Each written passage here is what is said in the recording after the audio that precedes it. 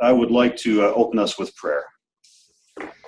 Gracious and loving God, we ask for your presence among us, to open our hearts and our spirits to hear the voices of those who are incarcerated. And we ask for your guidance and wisdom in leading us in ways that we can respond to those voices. Lord, we ask this in the name of your Son, Jesus Christ. Amen. Amen. Again, welcome to those of you who are here in person, as well as to those who are viewing this event online. In fact, I understand we have somebody in Detroit who is viewing us this evening. So, hello, Detroit. Glad to have you with us. The Prison Reform Subcommittee is sponsoring this evening's conversation, which is one in a series of conversations on prison reform that we're sponsoring. If you would like to learn more about the Prison Reform Subcommittee, you can visit us at our webpage, which is www.dscumc.org/prison-reform. Our conversation tonight is being videotaped, as will all of our conversations. Our first conversation was held in February and is available for viewing on our webpage. Our speaker's PowerPoint presentation from that night is also available on our website to be downloaded. Tonight's conversation will also be available for viewing on the webpage, hopefully within the next few days. This evening, we will have a question and answer session after our panelists have had an opportunity to introduce themselves to you. Not only will the people here in person be able to ask questions, but also people who are viewing online via Zoom. There's a chat function in the Zoom program that allows people to enter text and ask questions. And it's very simple to use. If you take your cursor and move that to the bottom of the window where you're seeing the presentation, the chat icon will pop up, and that will allow you to go in and enter text and answer questions, and ask questions. We will see those here, and if you put in a question for one of our panelists or for the panel in general, we will see that, and we'll make sure that those questions are posed to our panelists. And now is a good time, if you are viewing us online, now is a good time to practice that chat function, because everyone here who's here in person has had an opportunity to sign in to our sign-in sheet and then identify themselves by name and email address and church. And so we would ask those of you who are watching us online, if you could move your cursor to that chat icon at the bottom of the screen and enter your name, your church, your email address. And if you're with a group, if you could tell us how many are there at your location viewing us tonight. So that'll be a good way for you to practice that chat function. Now, as I said, tonight's conversation is the second in a series of conversations on prison reform. Our first conversation was in February on the topic of sentencing reform with Judge Cecil Ash. Tonight's conversation will bring different perspectives regarding life inside prison. Each of our three panel members will have a chance to introduce themselves and describe the aspect of incarceration that leads them to serve those incarcerated. They will share perspectives regarding the juvenile population, spiritual hunger, and those who are imprisoned because of drug use or mental illness who might benefit more by other programs. We hope to be able to introduce elements of the prison environment and provide information about missional response opportunities. Our panel members are the Reverend Jim Eck, who has been a volunteer with the Arizona Department of Juvenile Corrections for a number of years, Kathleen Chabraya with Kairos Prison Ministry, and Stephen Harvey, who has been a mental health advocate with David's Hope for a number of years. And we'll start this evening by asking Reverend Eck to speak first. All right, thank you. I'm glad to be here. And I'm starting out with a slide that shows some websites that are available. I'm going to cover an awful lot of information, but all of that information is available through the Arizona Department of Juvenile Corrections. at www.adjc.gov. And the video that I hope to show by the end is on YouTube, and you search for Primetime Juvenile Prisons. If you have any doubt as to where to go, Google it. Arizona Department of Juvenile Corrections. That's always the best thing to do. As Paul said, I've been volunteering out at ADJC for 20 years now. Before that, I was at FCI Phoenix, which is a federal correctional institute, for 5 years. I want to read something that commentary that was given originally by Prison Fellowship CEO Jim Lisk. He says, "For many Americans, a single feeling shapes the way we see criminal justice: fear. When we think about our businesses, our communities, and our loved ones, and the threat which crime poses to them, we react out of fear toward the perpetrators. And so the approach which has come to dominate much of our judicial and prison systems can be summarized as simply this: lock them up and throw away the key." But this model of justice is not Christian. It's thoroughly secular, based on a worldview which sees the safety and comfort of the good people as top priority. But the Christian worldview starts from a different premise, one which sees everyone as desperately fallen and in need of grace, forgiveness, and restoration. This includes the offenders behind the bars. Before we get to ADJC, I have a flow chart here. And once again, this is on the website, but it starts up in the upper left-hand corner with an offense that a juvenile makes, and ends up down at the bottom right-hand corner with commitment to the Arizona Department of Juvenile Corrections.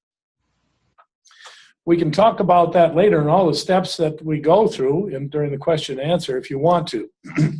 But what I wanted to point out mostly was the dark boxes over here in the corner. That represents the many times that juvenile can get referred to an adult court.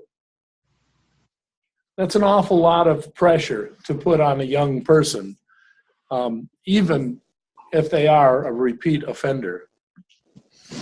So let's go on to the Arizona Department of Juvenile Corrections.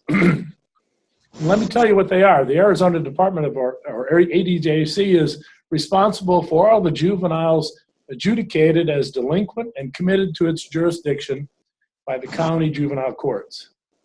It's accountable to the citizens of Arizona for the promotion of public safety through the management of the state's secure juvenile facilities and the development and provision of a continuum of services to juvenile offenders, including education, rehabilitation, and treatment.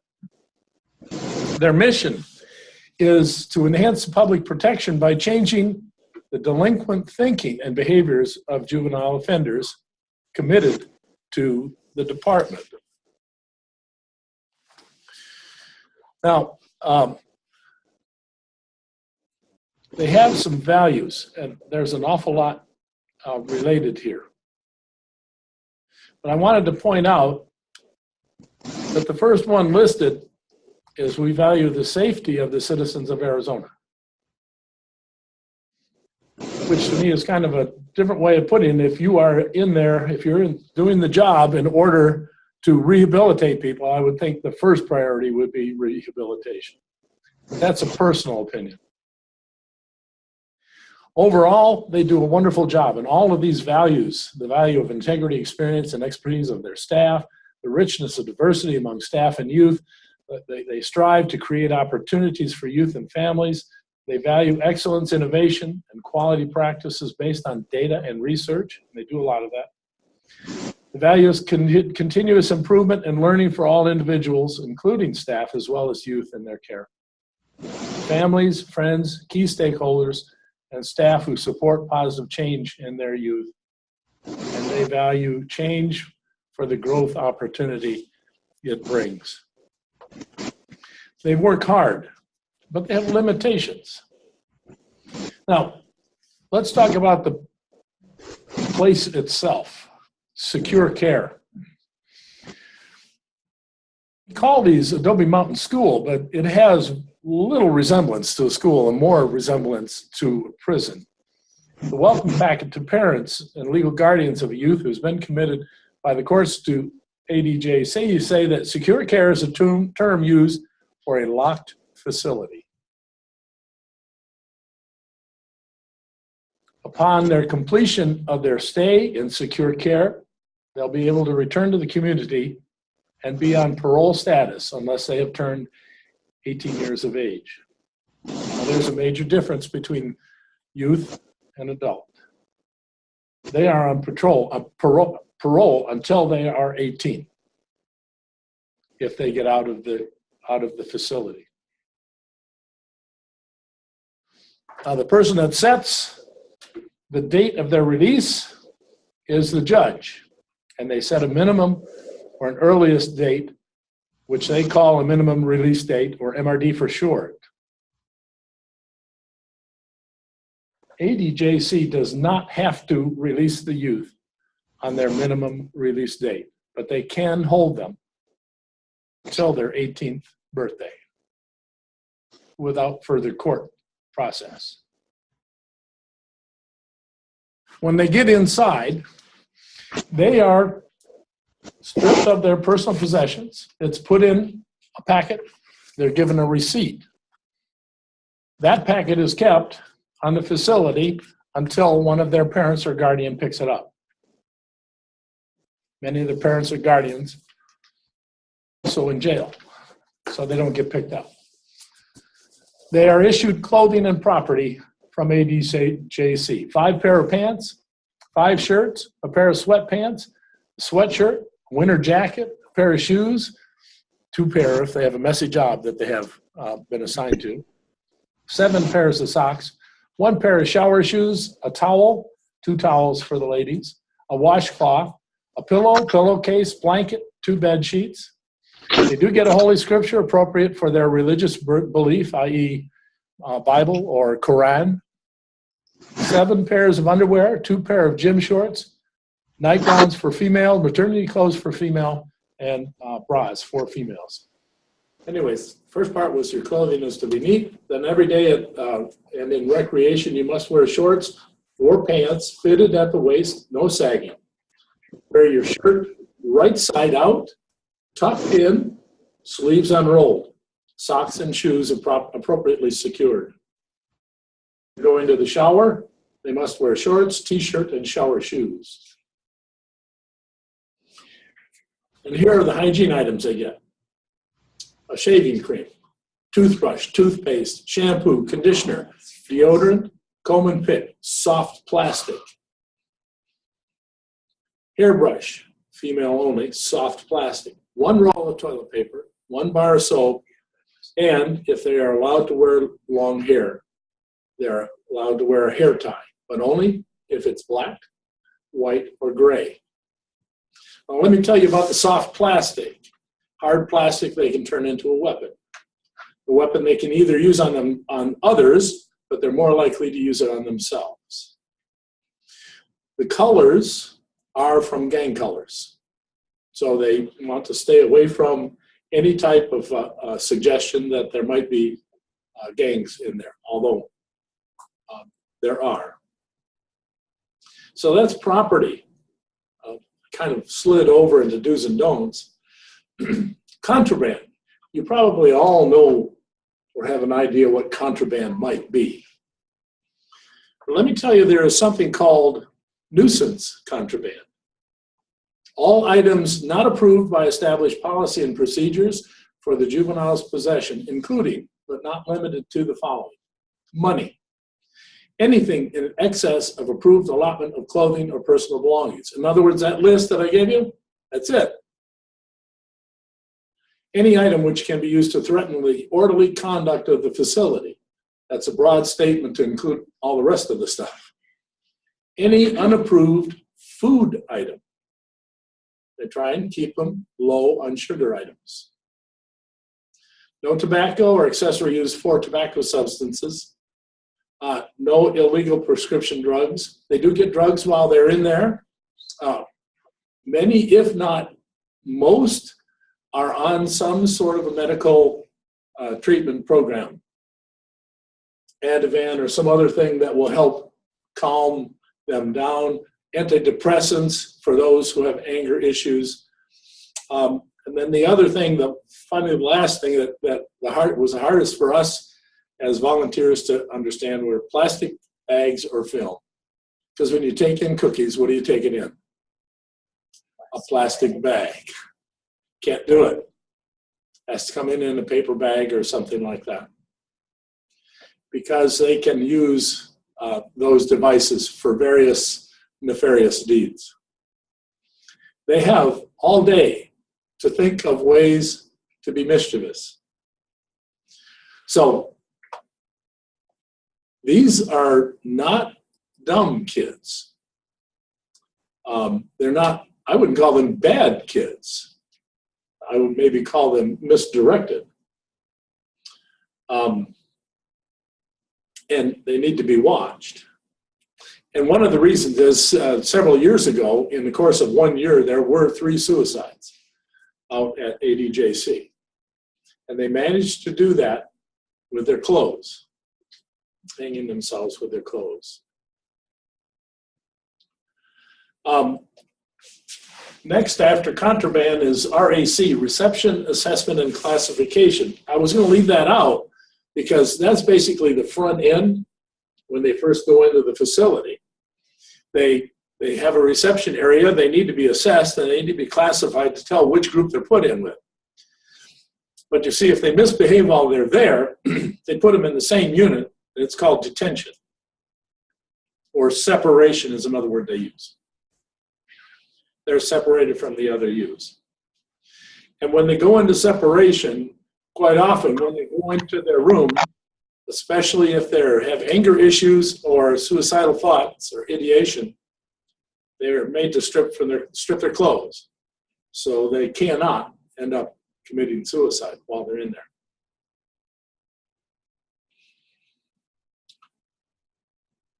Some other things, movement. They can never move alone. They don't act alone. They are moved by groups, always under supervision or escort. In fact, it used to be that the volunteers who went in had to also be escorted around the facility. No one could move without security escorts. But the latest has been the last year and a half, maybe 2 years now. I have an actual ADJC badge. I'm classified as a staff there, so I can actually move about freely. Searches occur on a regular basis. A staff person may routinely search youth or their possessions to look for contraband or to protect others. The search can be a simple pat down all the way to a strip search. And that's a strip and probe. I'll let you use your imagination. In addition to searches I didn't put in here, they have a regular count. On a specified basis, the control room issues a count order. Everybody stays where they are. All the youth are counted. And if anyone is missing, it's immediate lockdown until that person is found. After the youth go to a visitation, they are strip searched for contraband. Everyone is. Every one of the youth. Staff search rooms periodically with or without notices. They don't do searches as a form of discipline, but more as a method of interrupting, as I said, nefarious activities. Needless to say, their telephone calls and their mealtime are highly regulated. Their food intake, although there are now some changes in what is nutritional content. Some of those laws are being changed by the current administration. I don't know how that's going to affect ADJC because they follow the similar guidelines. There's a dress code if you're a visitor. No muscle shirts, no jeans or pants with holes or tears, no tank tops, no swimsuits. Oh, it says no guns or daggers. They should have said no T-shirts with guns or daggers on them. No bare feet. No clothing, jewelry, accessories, or style of wearing items that promotes gang affiliation. In other words, if you come in with gang colors, you're not getting in. And that includes volunteers. No exposed, sexually explicit, or gang tattoos. If you have tattoos, in fact, any tattoo, they'll ask you to wear a long sleeve shirt or whatever it is to cover up your tattoos. And for women, no cleavage, no short shorts, jogging shorts, or mini skirts. Pretty much the rest is the same.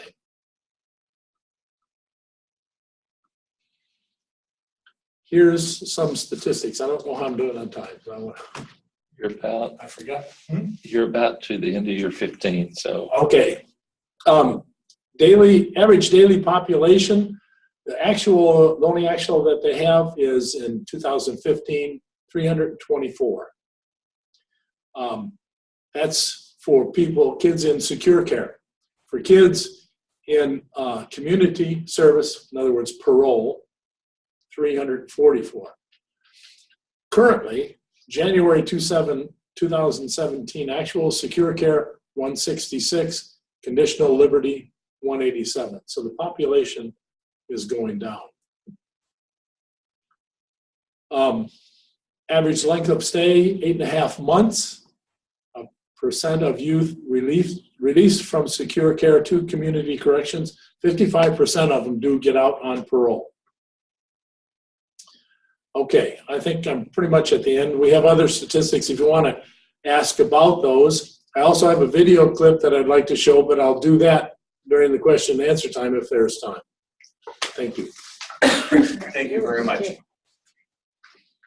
And our next panel member this evening is Kathy Chabraya. Kathy. Thank you. My name is Kathy Chabraya, and I'm here to represent Kairos Prison Ministry International. I've been involved in Kairos for 8 years in a number of different capacities here in the state of Arizona. Kairos is an international lay-led Christian ministry that's currently active in 37 states and 9 foreign countries. Our mission is to share the transforming love and forgiveness of Jesus Christ to impact the hearts and lives of incarcerated men, women, and youth, as well as their families, to become loving and productive citizens of their communities, whether those communities are inside or outside. The ministry has 3 programs. Kairos Inside, where volunteers run 4-day programs in men and women's prisons.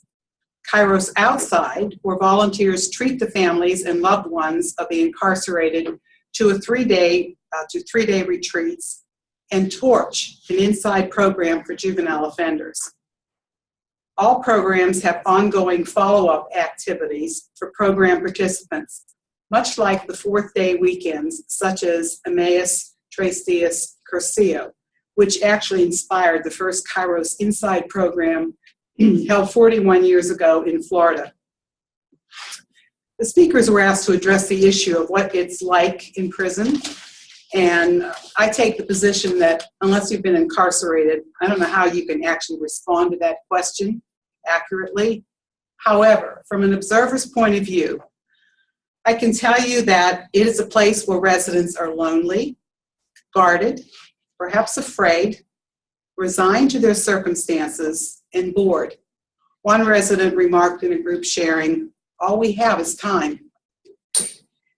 You have to imagine being in a totally controlled environment.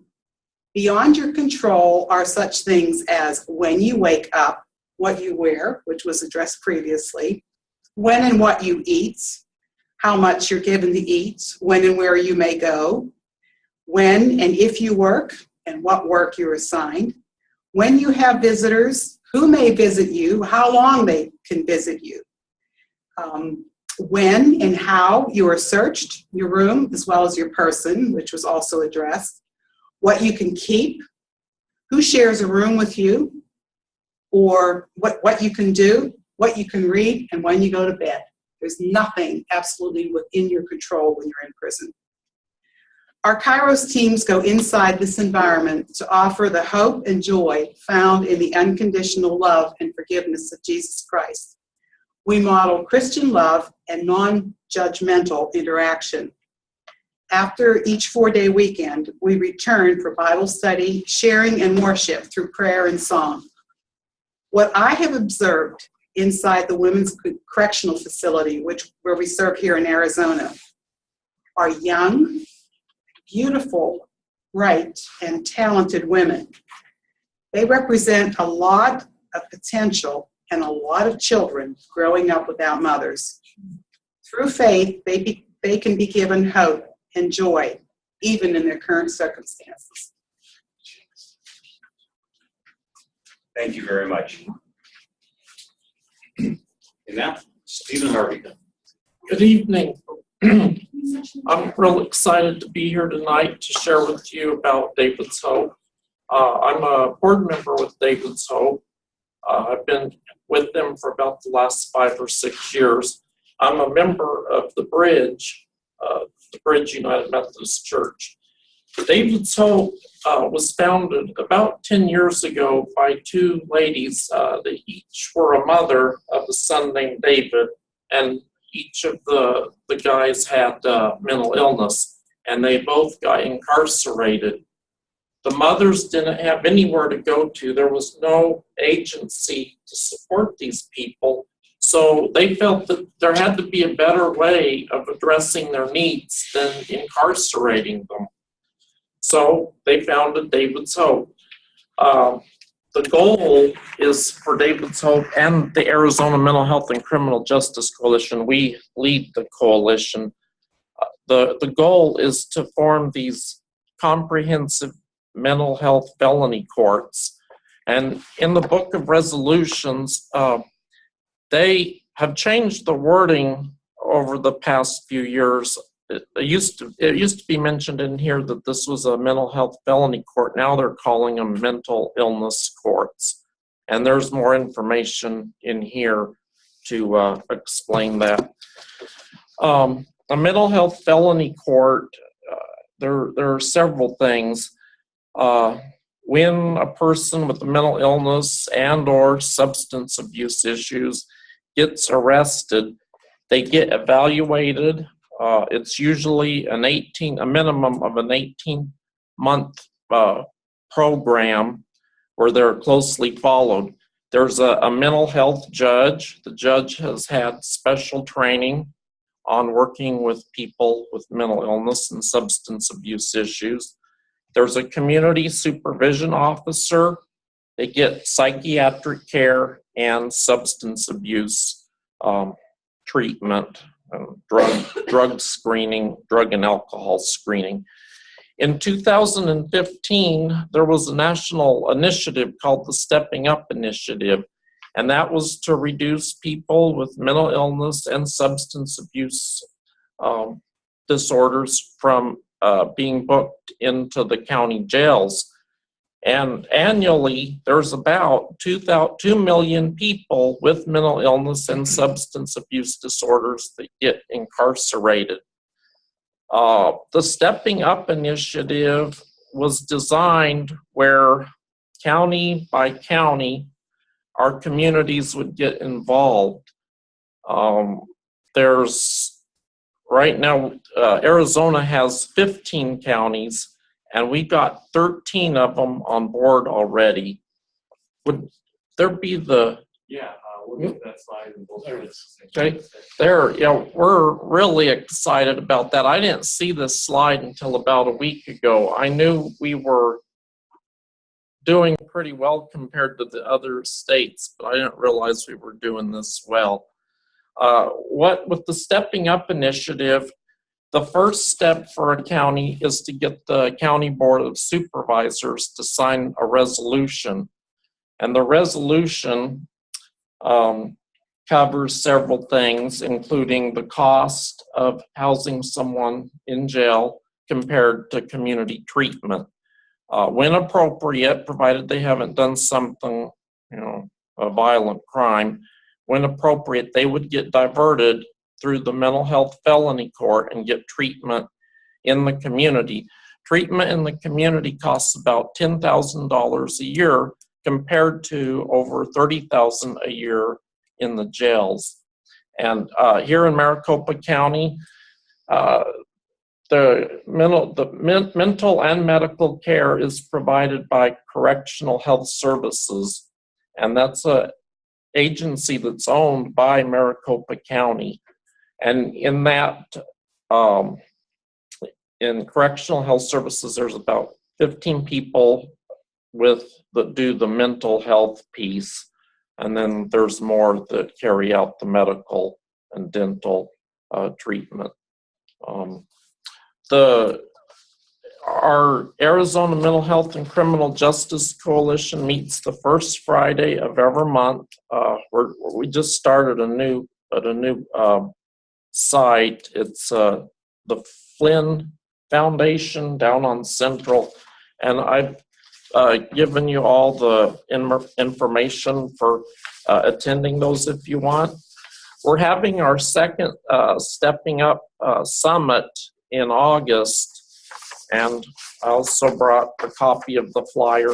There is a cost, but if any one of you want to attend this, and it's the cost is a hardship, we've never turned anybody down for their inability to pay. This is the first time I've given this presentation, so thank you. And thank you very much, and thank you to all our panelists. And we'll be opening it up for questions now for any or all of the panelists. For some of you, I understand, have joined watching us on video, and for anyone watching us on video, you too have the ability to submit a question. There is a chat icon at the bottom of your screen where you're seeing the video right now. So just move your cursor to the bottom of your screen, find that chat icon, click on that, and it will allow you to submit any kind of text, any kind of questions you want. We're monitoring that right here. So if you submit a question, we will see it, and we'll make sure that that question gets presented to whoever you would like to respond to it. So, and for those of you who have joined us online, be sure to use that chat function as well to please identify yourselves and the church you're with and your email address and how many people are at your location watching us this evening. So we'll go ahead and open up the floor to questions.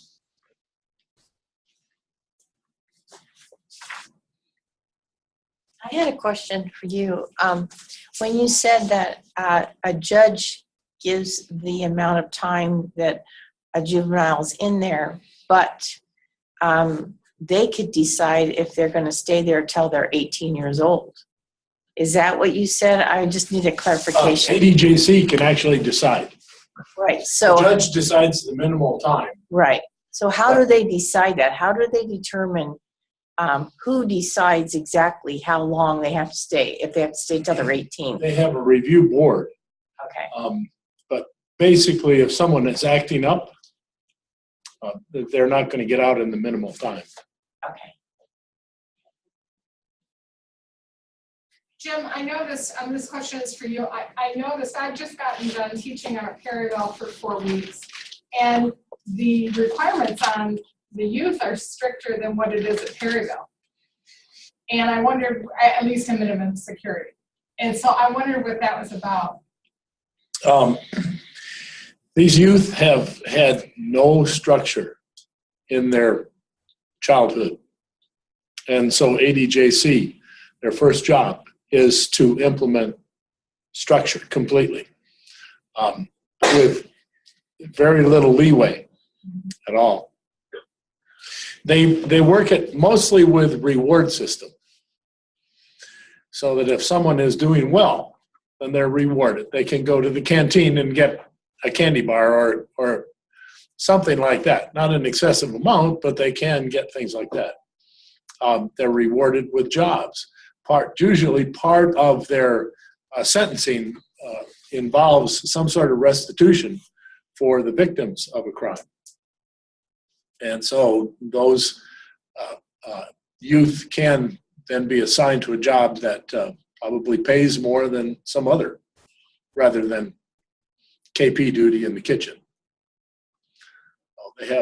There are quite a few, they're quite creative with resources that they have. My only frustration with ADJC is they're not funded well enough. They aren't given what they need to do the job that they're called to do, in my estimation. And then for Steve, and I might have my facts a little fuzzy, it's been a long day, but I believe President Trump sent, or the House today sent a bill to the Senate about veterans who have a record of mental illness, lifting the ban of weapons being issued to them, making it easier for them to get weapons. And I just wondered what you thought about that. Wow. Okay. These are veterans that have a mental illness. Wow. That's news to me. After Ronald Reagan was shot, they came up with the Brady gun law. And it's supposed to be that if you have a mental illness, they're supposed to do a background check and are not supposed to be able to buy weapons. That sounds really wild. Well, especially in light of the number of 20 suicides a day of our veterans. And so the scuttlebutt, is certainly, why make it easier for people to commit suicide. Right. When they need help, they don't need guns, they need help. Yeah, that's crazy. I didn't know about that. Jim, I had a follow-up to your comment a moment ago where you said that one issue you had with the Arizona Department of Juvenile Corrections was that they're not funded adequately. And my question is, are any of the ADJC facilities private prisons, or are they all state-owned facilities? They're all state-owned facilities. and in fact, their budget has gone from $53 million a year in, I think it was 2010, and it's down to $45 million a year now. So it keeps decreasing. The number of youth inside and the number of youth that they are responsible for is also decreasing. Yeah. Part of that is concerning is, are they getting the right kind of treatment even though they're not in the system anymore? And so why is it decreasing? What do they attribute that to? I haven't seen anything that's good, but I'd like to know what we can attribute that to. I would say one large factor I will is. search for an answer to I haven't seen anything sorry. yet. My phone is talking to me. I would say one large factor involved is that the number of youth that are now being tried as adults. So they go into the adult system. Then they're basically, it's just it's a caretaker function. In the adult system. In the adult system, yeah. There's no rehabilitation there. Right, and I know the women were talking at Perryville, because so many of them were so young, and so that doesn't surprise me at all. And they were talking about the resentment that they feel that they don't have access to programming to help them, change. And that it's non-existent, and depending on the kind of sentence they get, it's also not paid for when they get out of prison, which in some cases it could be, but most are. And so in terms of what we're doing, punitive versus rehabilitation, I think it's disgraceful.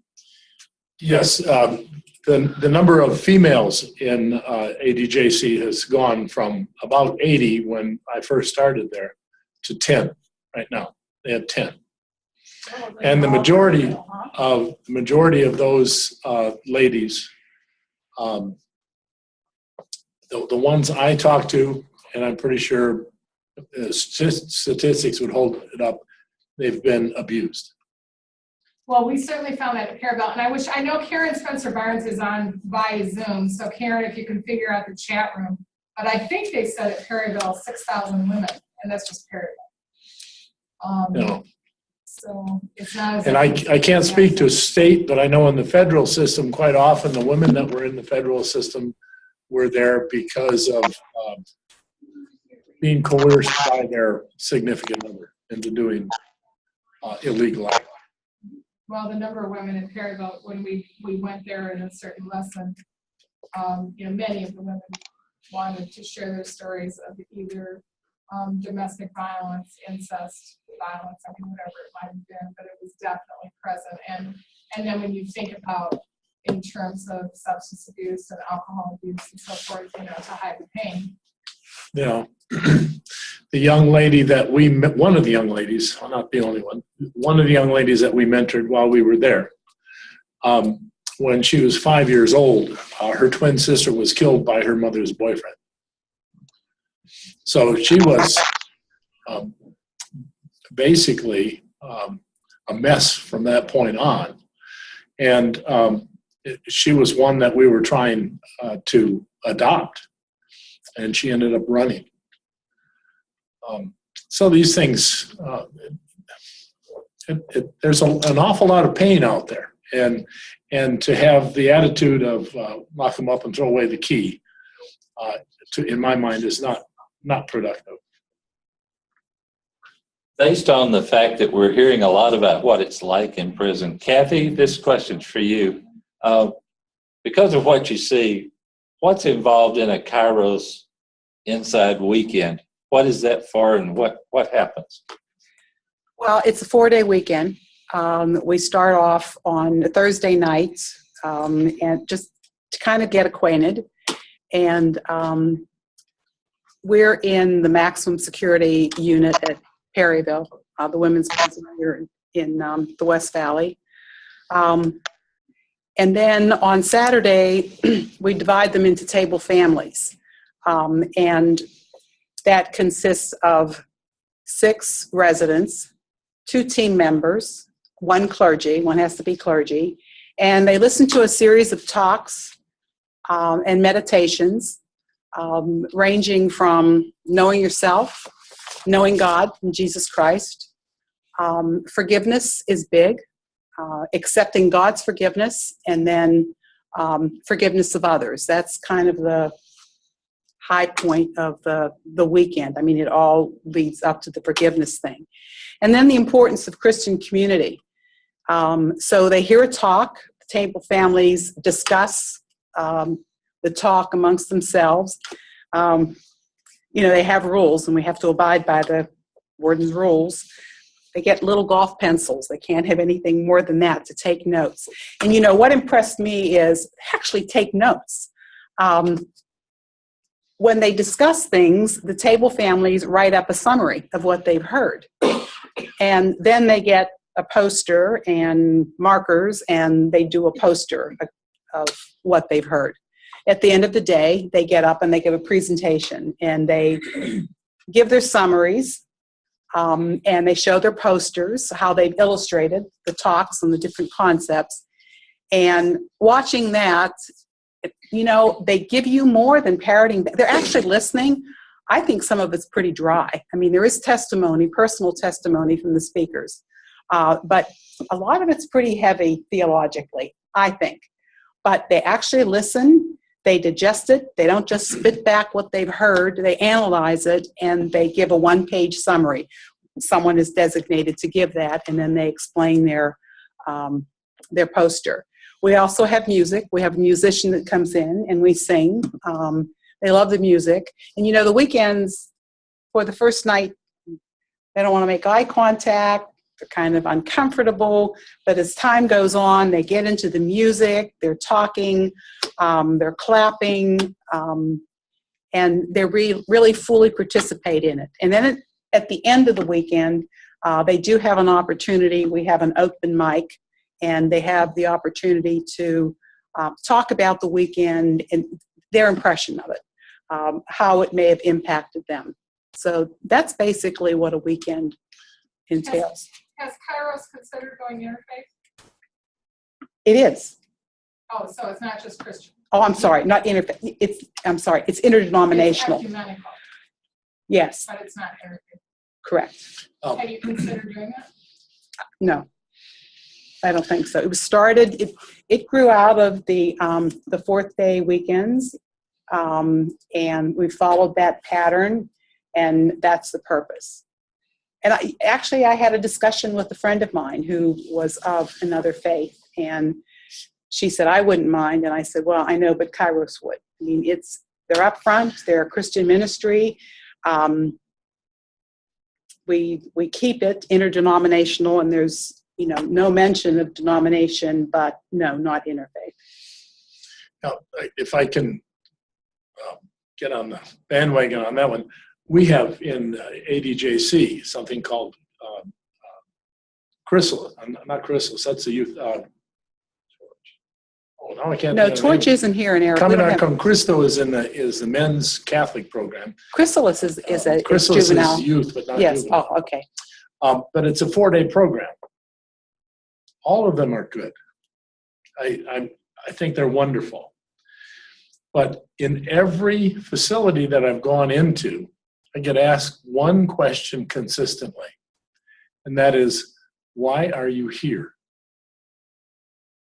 See, just the act of showing up and showing concern for them is as powerful a tool as you can possibly have. So whether it's an interfaith program or a Christian program or a youth or an adult, I think the first thing that would be best thing that we could do is somehow manage to get more people to volunteer to go in on a regular basis. At FCI Phoenix, I would walk around out on where they're pumping iron with guys, their arms are as big as my trunk, and big scary guys. And they would ask that question, why are you here? And the answer is always, because we care about you. And we're here to see if there's anything that we can do. We're not powerful or anything, but we care and we're present. And I think that's our biggest tool for this. And that's what the follow-up is in the Christian or the Kairos ministry. We do go in. We have to abide by the rules of each institution we go in, and each one is different. There's a memorandum of understanding that's entered into with each one, and there are parts of our program that they do not permit at Perryville, and so we work around that. But once a month, we go back in and we visit, and whether it's half of the women that show up or only 4, we go on like whatever, and it's just being there consistently. We have a question from a listener in Detroit, and it has to do with a ruling. It was posted online about 5 hours ago. The title is Supreme Court Blocks Texas Execution Over Disability. The text reads, the Supreme Court tightened its rules on capital punishment again Tuesday, ruling that Texas, the nation's leader in executions, cannot use a decades-old definition of intellectual disability to determine who lives or who dies. And so they're wanting to know if anyone has an opinion on that. To further explain, she writes, and this is out of USA Today, the Supreme Court tightened its rules on capital punishment again Tuesday, ruling that Texas, the nation's leader in executions, cannot use a decades-old definition of intellectual disability to determine who lives and who dies. The 5-3 decision was another in a series of high court rulings intended to eliminate the differences in how states decide who is disabled and therefore ineligible for the death penalty under a 2002 precedent and who is not. The case of Bobby James Moore was the third death penalty case to reach the court in recent months, each presenting a different issue ranging from how sentences were determined to how those condemned should die. Moore's case involved Texas's unique system for deciding who is intellectually disabled, one that is not based on the latest clinical guidelines. Justice Ruth Bader Ginsburg issued the decision backed by the court's liberal members and Justice Anthony Kennedy, who has sided with the liberals. Any comment? Well, I'm against the death penalty, so it doesn't matter for me. But the handbook of mental disease changes on a regular basis. It's always evolving, and so I'm not surprised that they would also require that the determination would evolve as well. Steve? Yeah. Well, the only thing I can think of is I remember back in the day when we had Bishop William Dew, And he mentioned that we do not believe in the death penalty, that all people are children of God and are to be respected as such. Well, and we certainly, you know, it was just a few years ago that Arizona executed someone that, you know, had been deemed to be mentally disabled. And incapable of clear discernment at the time of the crime, but we didn't care. My answer to that question and that commentary is I know enough about the law to say I couldn't express an opinion without reading the opinion. The actual opinion. Yeah, you can't read a newspaper article or a synopsis of a ruling. You'd have to read the opinion itself. Mm-hmm.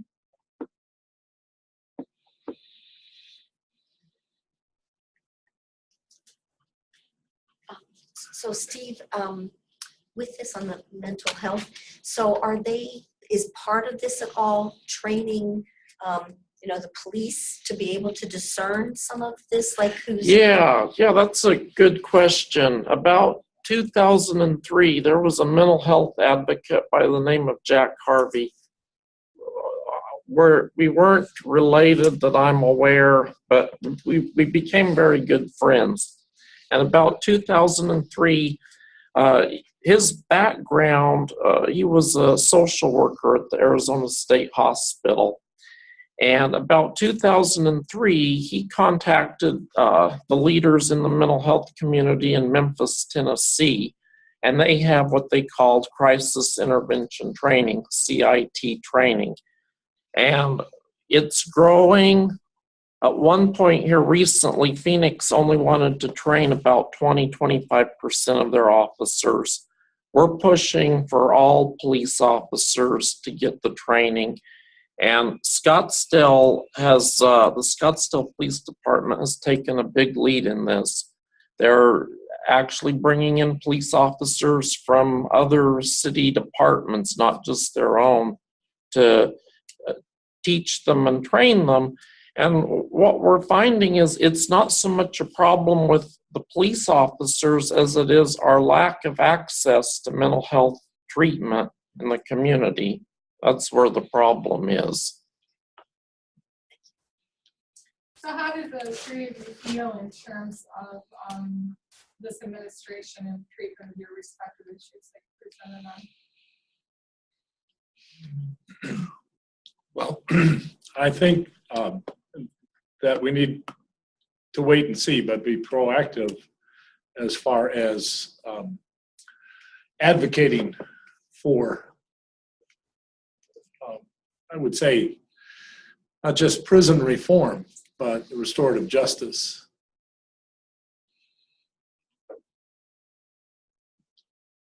I'm not positive that it will do good, but I'm persistent.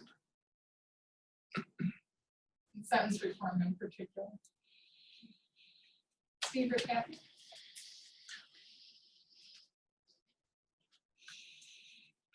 Actually, Kairos isn't going in to reform the prisons. It's not a prison reform thing. It's a reforming of the hearts.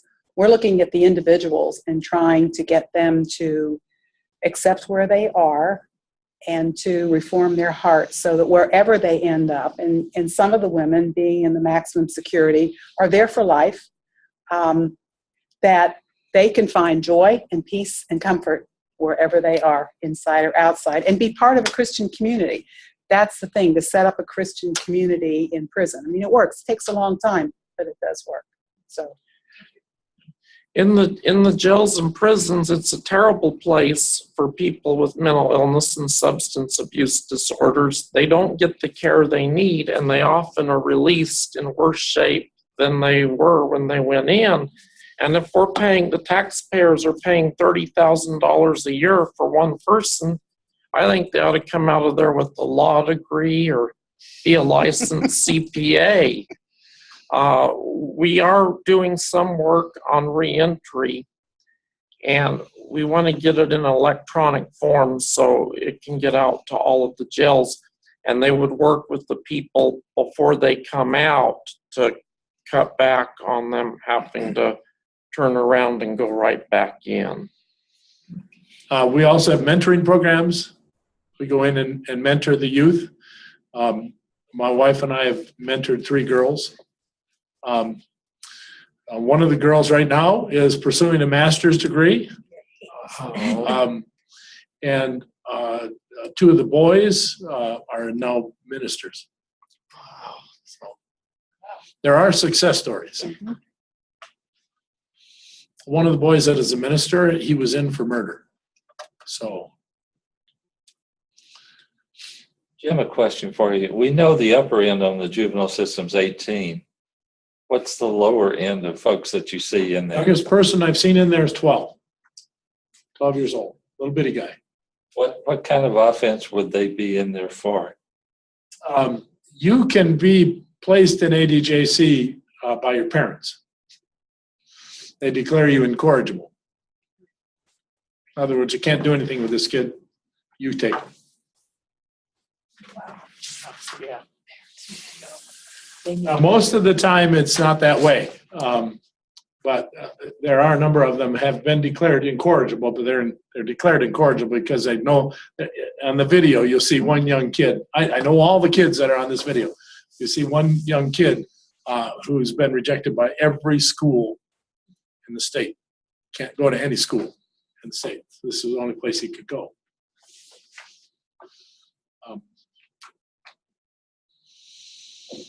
Just damaged by drugs. He's been a drug user since he was a toddler. Sitting around the house, parents are using it. Cocaine and marijuana, just sitting there. Kids are going to try it out at any age. I'm going to get this a little more upbeat again. Steve, how did you get involved in what you're doing? Well, about 11 years ago, I went back to work for what used to be the Mental Health Association of Arizona.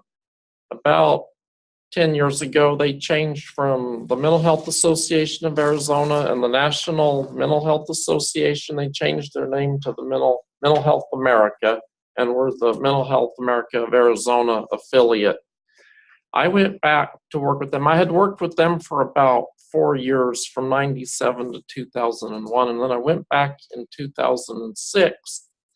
And at that time, Mary Lou Burnzik, one of the 2 ladies that founded David's Hope, went to Mental Health America of Arizona to put together David's Hope. And it was a program that started at Mental Health America, but because of the poor management, and don't get me started, Mental Health America of Arizona closed its doors, and Mary Lou got permission from them to take David's Hope and become its own agency. And today, we're still 100% volunteer operated. We don't have any paid staff at this time, but we're gaining momentum, and we hope to soon. I think in discussions with you, I heard you say that the goal, what is the goal of David's Hope? It is to get the mental health felony courts set up throughout the state, and when appropriate, divert these people from jail into treatment. And some of the things that they get arrested for, it's ridiculous. They might steal a camera, and if the police officer notices maybe their behavior is a little bizarre, they can talk to them and work toward.